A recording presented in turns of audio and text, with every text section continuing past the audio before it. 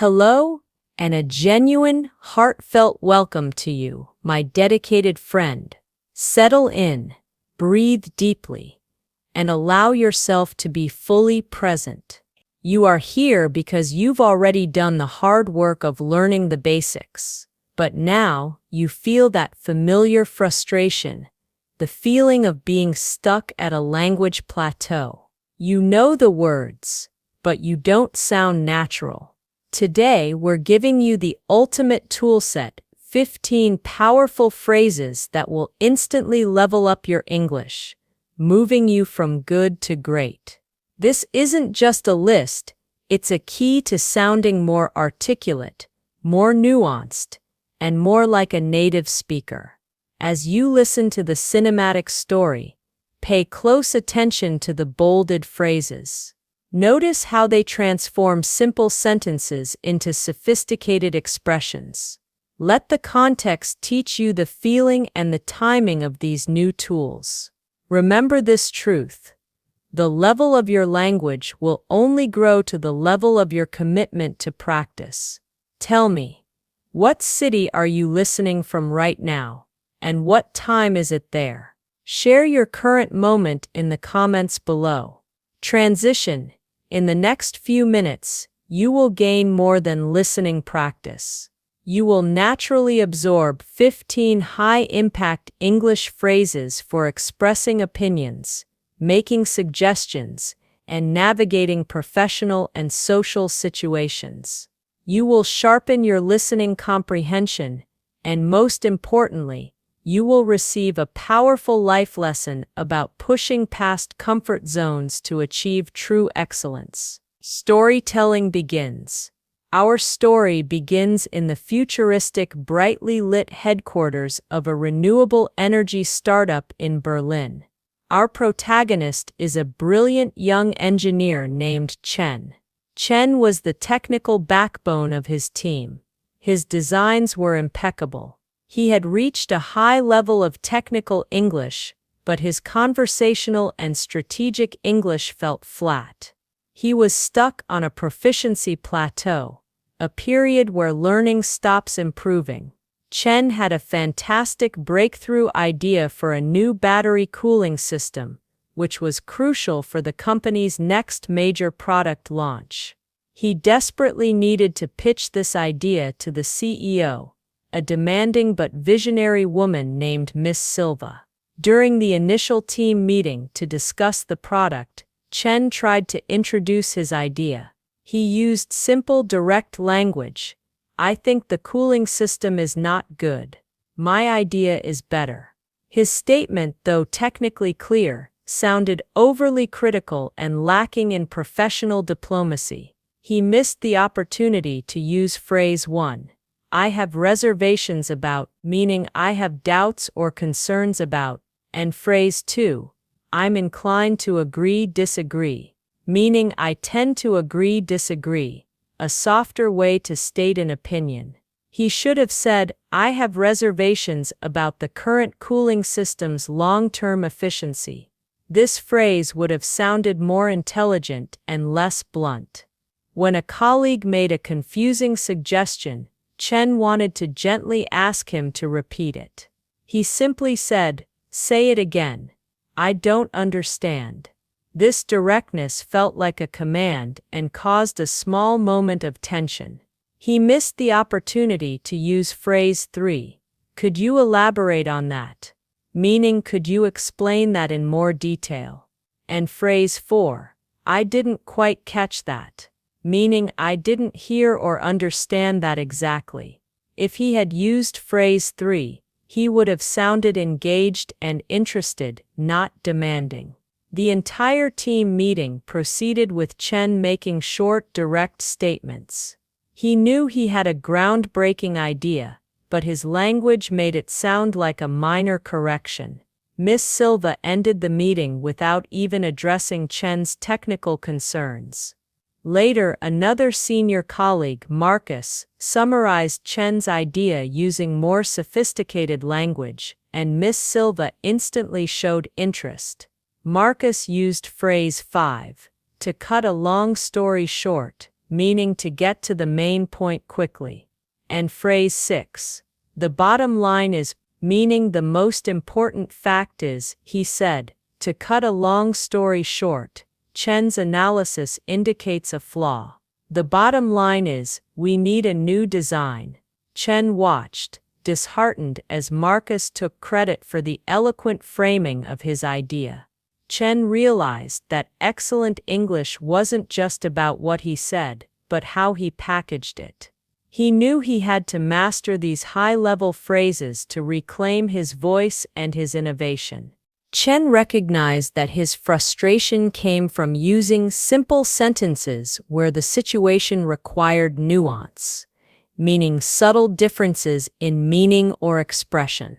His new mission was to master the next 9 phrases, focusing on making suggestions and discussing challenges professionally. He organized the phrases into categories for making suggestions and discussing challenges. Making suggestions phrases 7-10. These phrases make ideas sound collaborative, not dictatorial. How about we, meaning a friendly way to suggest a course of action. It might be worth considering, meaning a soft, professional way to introduce an idea. Let's put a pin in that, meaning let's stop discussing that topic for now and come back to it later. I'm leaning toward meaning I am starting to favor or prefer a certain option. Chen started practicing in his daily life. Instead of telling his roommate, "We must order pizza," he tried, "How about we order pizza tonight?" It instantly felt lighter and more natural. He also practiced using phrase 8 to frame his breakthrough idea. It might be worth considering an entirely new cooling mechanism based on my latest research. This sounded powerful and respectful. Discussing challenges phrases 11-15.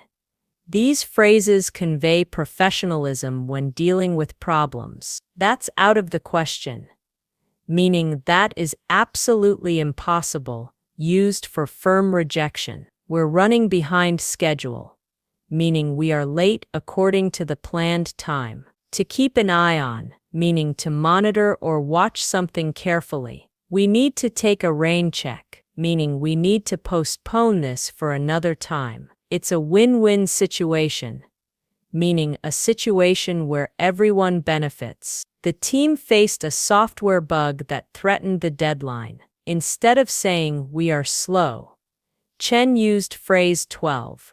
We're running behind schedule, so we need to put a pin in 9 all non-essential tasks. His concise professional language earned the immediate respect of his peers. The phrase "we need to take a rain check" became his go-to for politely declining unnecessary meetings. Chen also used phrase 15 when presenting the final benefit of his new battery design. Implementing my system might cost more initially, but the long-term efficiency means less maintenance and more power. It's a win-win situation for the company and the customer. He was no longer just translating technical terms. He was navigating the social and strategic landscape of the office. He realized the magic of these 15 phrases. They weren't complicated, but they added layers of polish and nuance that completely changed how he was perceived. He scheduled a one-on-one meeting with Miss Silva to pitch his idea directly. He was ready to stop letting others frame his brilliance.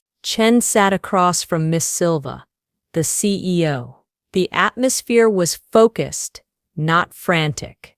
Miss Silva started by asking about the risks involved. Chen began by addressing the previous confusion, using phrase 1 and 2. Miss Silva, I initially had reservations about the current design's longevity. After deeper analysis, I'm now inclined to disagree with the initial assessment too. He then presented his solution, using phrase 8 and 6. It might be worth considering 8, my new prototype. The bottom line is 6. It will reduce overheating by 40%. Miss Silva, Clearly impressed by his new command of language, asked a detailed question about logistics. Chen responded quickly. I see your point 11. However, let's cross that bridge when we come to it. 7. Regarding manufacturing costs. For now, the core design is sound.